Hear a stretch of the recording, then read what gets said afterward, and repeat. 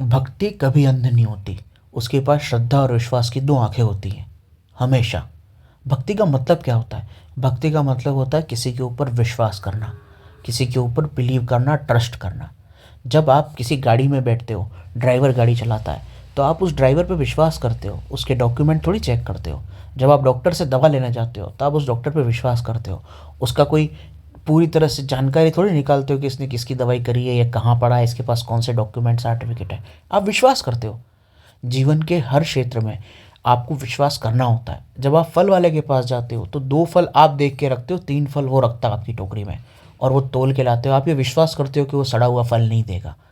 तो विश्वास आपको करना पड़ता है, और इसी विश्वास को भक्ति कहते हैं। तो भक्ति के पास दो आंखें होती हैं, श्रद्धा और विश्वास की, हमेशा। भक्ति कभी अंधी नहीं होती है, और बिना श्रद्धा विश्वास के दुनिया का कोई काम नहीं चल सकता। आप किसी गाड़ी में भी नहीं बैठोगे, आप कोई दवाई भी नहीं लोगे।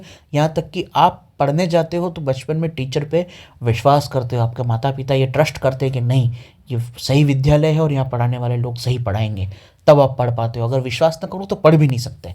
दूसरी बात, मनुष्य जब जन्म लेता है ना, तो वो कहाँ जन्म लेगा ये उसके हाथ में नहीं होता है। मनुष्य जब पढ़ने जाता है, तो वो माता पिता डिसीजन लेते हैं कि उसको कहाँ पढ़ाना है, वो उसके हाथ में नहीं होता है। माता पिता अच्छे से डिसीजन लेते हैं, लेकिन टीचर के मन में क्या है, वो कैसा पढ़ाएगा, ये भी व्यक्ति के हाथ में नहीं होता है। अब मनुष्य के हाथ में ये भी नहीं है कि कितना भी अच्छा पढ़ाने वाला हो, वो कैसी बुद्धि उसकी और कितना ज्ञान वो ग्रहण कर पाएगा, वो भी उसके हाथ में नहीं होता है। पढ़ने के बाद वो जो बनता है, वहाँ पे काम करने जाता है, तो उसी पद पे उसी तरह काम करने वाले को कहीं ज़्यादा सैलरी मिल रही होती है और कहीं कम सैलरी मिल रही होती है। तो वो कितना कमाएगा, उसके ऊपर भी उसका पूरा नियंत्रण नहीं होता है। वो कोशिश करता है इन चीज़ों को नियंत्रित करने की, पर नहीं कर पाता है। अंत में जब बूढ़ा होता है और जब मर जाता है, तो वो व्यवस्थाएं भी उसके नियंत्रण में नहीं होती, और बुढ़ापे में वो क्या होगा, वो भी उसके नियंत्रण में होता नहीं है। योजनाएं तो बहुत बनाते हैं हम, पर क्या हमारे नियंत्रण में कुछ है?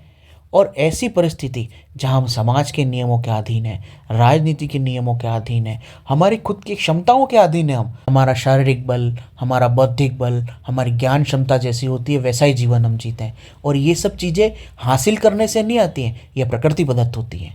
ऐसी सर्वत्र की पराधीन परिस्थितियों में, सर्वत्र नियंत्रण की परिस्थितियों में जो मानव के साथ होता है, उसके लिए मानव को कहना पड़ता है कि होनी को कौन टाल सकता है, क्योंकि वो चारों ओर पराधीन है।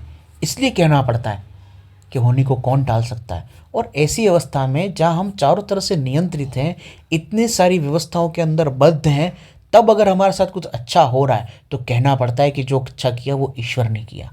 इसलिए ये वाक्य आता है कि जब अच्छा हुआ तो ईश्वर ने किया, और बुरा हुआ तो वो हमारा प्रारब्ध है। इस ज्ञान को, इस बात को समझने के लिए जितनी दार्शनिकता चाहिए, जितनी बुद्धिमत्ता चाहिए, उसका तुम्हारे अंदर सख्त अभाव है। इसलिए तुमने ये बात लिखी है। चाहे फिर ये बात तुमने ओशो से लिखी, चाहे बुद्ध से लिखी, चाहे कितने भी महान दार्शनिक से लिखी, ये बेसिर पीर की फालतू बात है। भक्ति अंधी नहीं होती है, और जो हमारे साथ होता है वो ऐसी चीज़ें हैं जिन पे हमारा नियंत्रण नहीं है। इसलिए जब कुछ शुभ होता है तो कहना पड़ता है कि ईश्वर की कृपा है, और अशुभ होता है तो कहना पड़ता है कि इस होनी को कौन टाल सकता है। पर इसको समझने के लिए जो ज्ञान चाहिए, उसका तुम्हारे अंदर अभाव है।